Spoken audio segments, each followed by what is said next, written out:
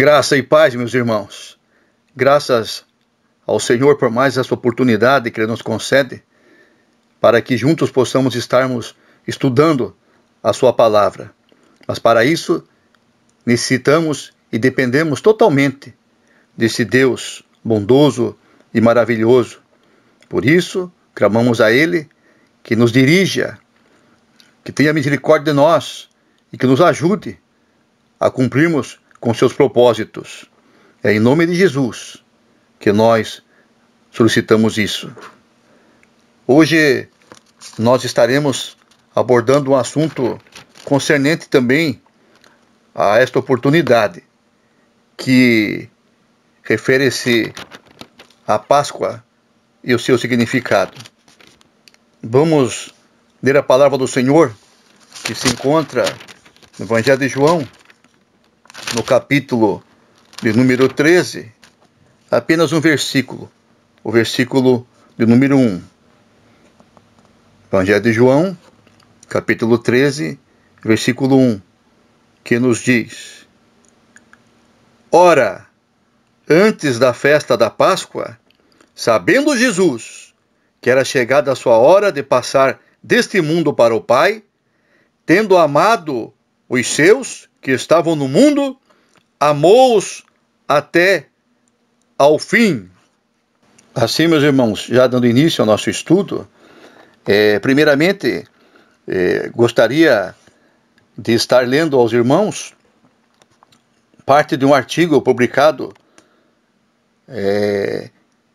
no site chamada.com.br, denominado Páscoa e Pandemia. Artigo este de autoria do pastor, professor e doutor Daniel Lima, um grande mestre. Por isso, creio que é oportuno que nós tomemos ciência do que relata este artigo. Sobretudo, estaremos lendo aqui uma fração, uma parte deste artigo, denominado Páscoa e Pandemia.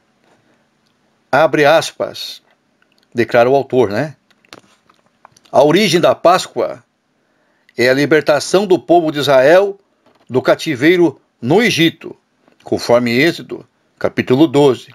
Nos versos 26 e 27 deste capítulo lemos: Quando os seus filhos perguntarem o que significa esta cerimônia, respondam-lhes: é o sacrifício da Páscoa ao Senhor, que passou sobre as casas dos israelitas no Egito, e poupou nossas casas quando matou os egípcios.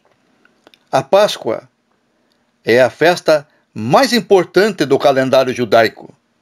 Faz referência à misericórdia e à fidelidade de Deus em cumprir suas promessas. E, ao mesmo tempo, aponta para o Cordeiro de Deus, que tira o pecado do mundo. O Cordeiro era morto para simbolizar o fato de que um dia o justo morreria pelos injustos e o povo de Deus seria salvo, não por seu próprio mérito, mas pela graça de Deus. Para nós cristãos, a Páscoa é a realização de todo o plano de salvação de Deus. Estávamos todos condenados em nossos pecados, e Deus mesmo providenciou o Cordeiro puro e sem nenhum defeito, para que, ao ser morto, pudesse pagar por nossos pecados, conforme registra o Evangelho de João, capítulo 3, versículos de número 16 a 18. Vamos ler Evangelho de João, capítulo 3, versículos de números 16 a 18, que nos narra as Sagradas Escrituras. Porque Deus amou o mundo de tal maneira que deu o seu Filho unigênito, para que todo que nele crê não pereça, mas tenha a vida eterna. Porquanto Deus enviou o seu Filho ao mundo, não para que julgasse o mundo, mas para que o mundo fosse salvo por ele. Quem nele crê não é julgado. O que não crê já está julgado, porquanto não crê no nome do unigênito Filho de Deus. E ainda prossegue o autor. Sua vitória sobre a morte está no fato de que Cristo não apenas morreu, mas ressuscitou. Nós podemos remidificar esta obra salvadora de Jesus, tanto o pagamento pelo pecado, como a promessa de ressurreição, por meio da fé. Como então encarar esta Páscoa, sem as festas e aparatos com que estamos acostumados? Parece-me que o princípio maior que deveria nortear nossa celebração da Páscoa é que só houve salvação porque antes houve escravidão.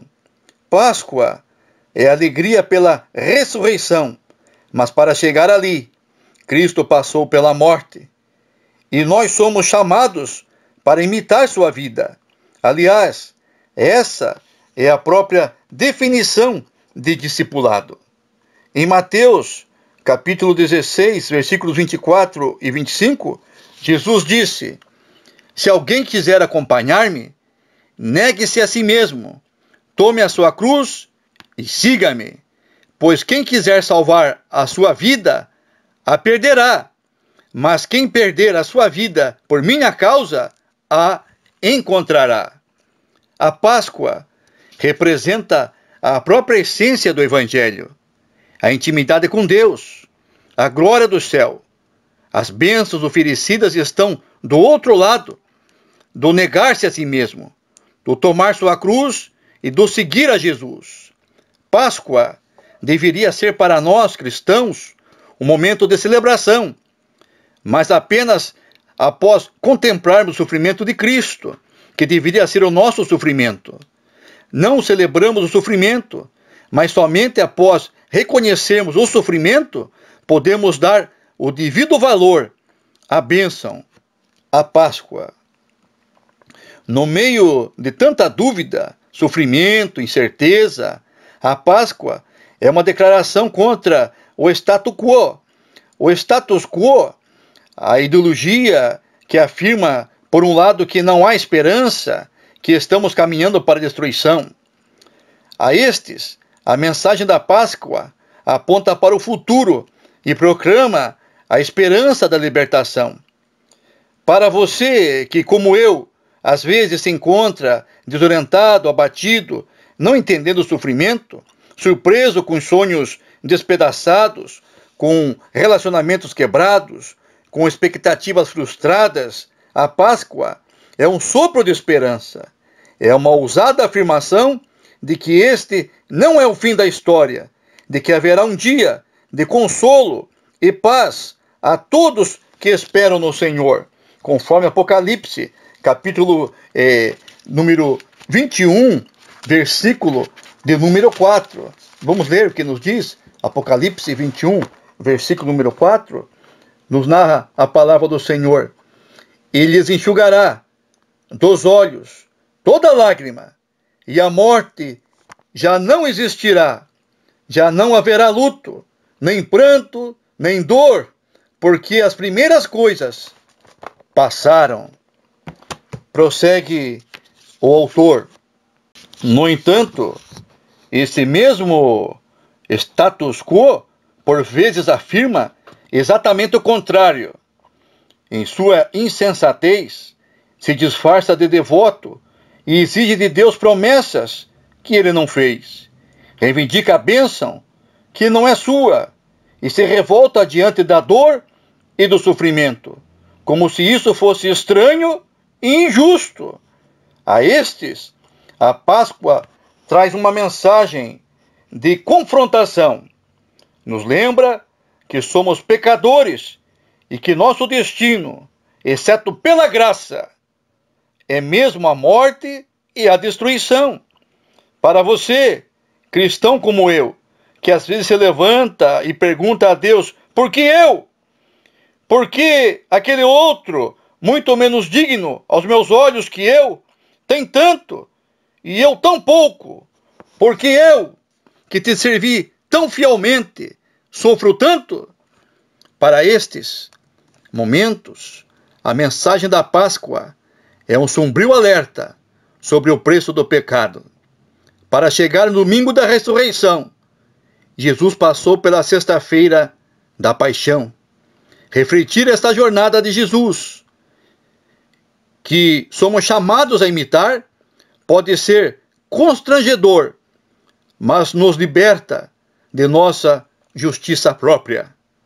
Minha oração por você e por mim é que esta Páscoa, despida de seus artefatos, nos leve a uma postura de quebrantamento e gratidão por tão grande salvação, conforme Hebreus, capítulo 2, versículo de número 3. Fecha aspas. Meus irmãos, nós lemos este artigo maravilhoso, né? Que nos ensina e também nos traz a compreensão da verdade da palavra do Senhor. Mas, em nós, como estamos, nessa ocasião, comemorando a Páscoa? De que forma, de que maneira nós estamos agindo neste dia? Como cristãos, de que maneira estamos nos portando em relação à igreja, em relação aos irmãos, em relação, principalmente, nossa, com Deus? Como nós estamos agindo? O evangelho que acabamos de ler, já no início deste nosso estudo, que se encontra no capítulo 13 de João, versículo 1, o qual leremos mais uma vez, nos narra: ora, antes da festa da Páscoa, sabendo Jesus que era chegada a sua hora de passar deste mundo para o Pai, tendo amado os seus que estavam no mundo, amou-os até o fim. Será, meus irmãos, que nós continuamos tendo esse amor incutido em nós? Esse amor que o Senhor demonstrou, nos ortogou e também requer que nós venhamos a vivenciá-lo? Porque a palavra de Deus nos mostra que essa é a vontade de Deus, mas muitos em nesses momentos não querem agir desta maneira, desta forma. Mas Jesus, à luz do texto, sabia que era chegada a sua hora de ser morto na cruz, a cruz do Calvário, e depois, todos nós conhecemos a história, ressuscitaria. Mas ele também sabia que alguns iriam negá-lo, como Pedro, outros traí-lo e abandoná-lo para sempre, como fez Judas, que muitos iriam zombar, escarnecer, maltratar. Mas acima de tudo, Jesus sabia e ainda sabe de todas as coisas. Essa era a última Páscoa que Jesus celebraria antes da sua morte e ressurreição. Ele compreendia o significado da Páscoa, pois o próprio Jesus era o personagem principal dessa Páscoa, meus irmãos. Jesus compreendia o que isso representava e de como as pessoas agiriam a seu respeito. E nós, cristãos, temos de ter a compreensão plena do que Jesus fez por nós e o que ele representa e é para nós ainda hoje. Quem é Jesus para você? Quem é Jesus para mim? Quem é Jesus para nós? Segundo nossos conceitos, segundo nossas ideologias, ou segundo a palavra de Deus? Porque a palavra de Deus é a nossa regra de fé e prática. É a palavra de Deus que deve prevalecer acima de todas as coisas. É a vontade de Deus em nossas vidas, para mim e para você. Mas muitos não se sujeitam, não querem ouvir, não querem saber das coisas do Senhor. Mas isso é a palavra de Deus se cumprindo. Alguns embrutecidos, raivosos, outros ignorantes, avançando pela soberba, pela vanglória própria, ingratos, desafeiçoados. É a palavra de Deus se cumprindo nos nossos dias, meus irmãos. As pessoas, elas já são ensinadas e têm uma compreensão de como devem agir, mas não agem, porque decidiram agir da maneira que elas querem, da maneira que elas desejam, e não se submetem à vontade de Deus. E isso muitas vezes nos entristece, como entristeceu Jesus nesta ocasião, nesta oportunidade. Imaginemos Jesus indo para a cruz, né? E ali nesse momento tão sublime em que ele celebra a Páscoa com os seus discípulos, o que acontece? Percebe que ali entre os próprios discípulos havia ali Pedro que negaria, havia ali também Judas que o abandonaria e se afastaria dele para sempre, e além disso provocaria e faria uma grande traição contra o nosso Salvador. Jesus sabia todas essas coisas, mas como Jesus age neste momento, nesta ocasião? Nós percebemos à luz das Escrituras como Jesus nos faz percebermos do que as pessoas são capazes de fazer. As pessoas são capazes de agir contra nós. Sim, são capazes de agir e agem contra nós, mas também existem pessoas que agem e se colocam ao nosso favor. Agem nos ajudando. A Páscoa nos faz refletirmos sobre aquilo que as pessoas ou seres humanos podem ser ou não podem ser. Podem nos amar ou podem não nos amar.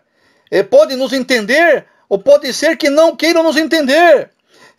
Podem desejarem estar ao nosso lado ou não. É a escolha delas. As pessoas são assim.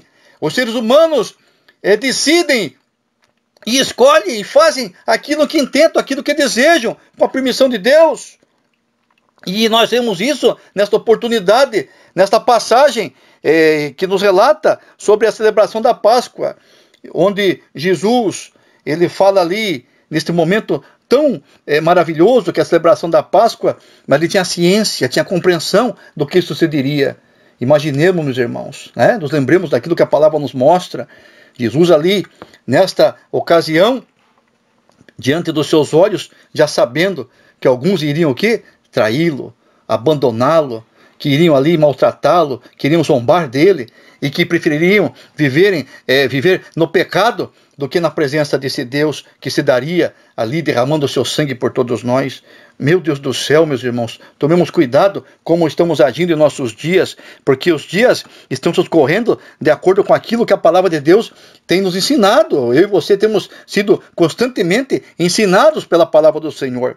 Mas a palavra que o Senhor nos traz hoje nos mostra isso, que Jesus tinha compreensão, que algumas pessoas decidiriam permanecer ao seu lado, e seriam poucas, mas que infelizmente outras prefeririam negá-lo, traí-lo, abandoná-lo, até zombar dele, né? Escarnecer do nosso Salvador. Então Jesus tinha esta compreensão, e nós devemos ter esse entendimento, meus irmãos, em nossos dias, à luz da palavra de Deus, que as pessoas são assim, elas são capazes de se posicionarem contra nós ou ao nosso favor. E a Bíblia nos ensina, nessa ocasião, através desse texto, que Jesus sabia de tudo o que estava acontecendo e queria acontecer, e preferiu amar e continuar amando.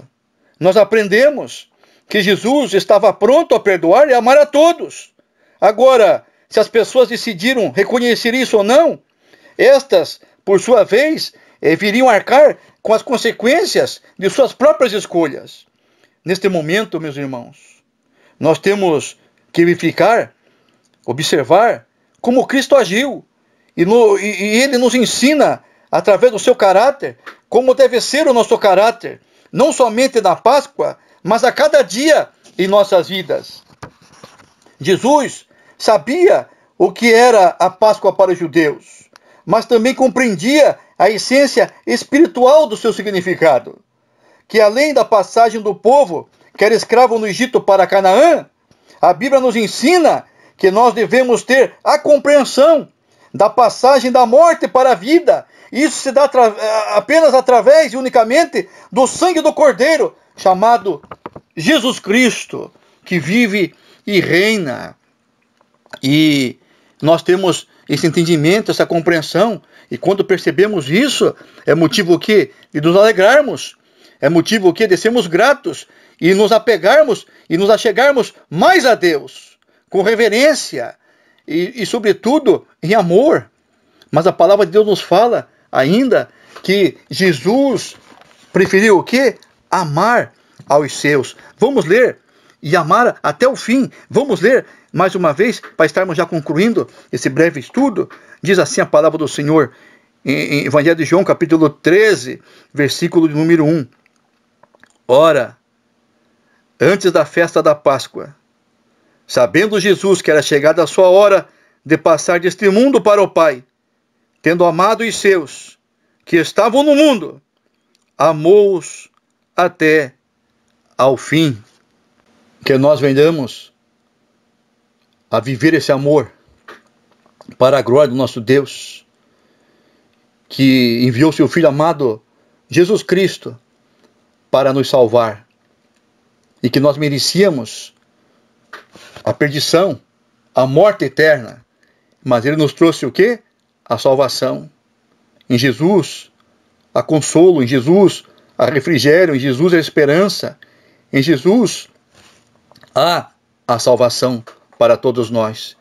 Nos lembremos disso, tragamos à memória aquilo que nos traz esperança, e esse mesmo Senhor que morreu na cruz e ressuscitou, Ele nos prometeu que voltará, e a cada dia estamos percebendo que este momento se aproxima, e o apóstolo Paulo nos ensina que nós devemos nos consolar, nos alegrar uns aos outros com essas palavras, e que a nossa redenção está próxima. Por isso olhemos para o alto, olhemos para cima.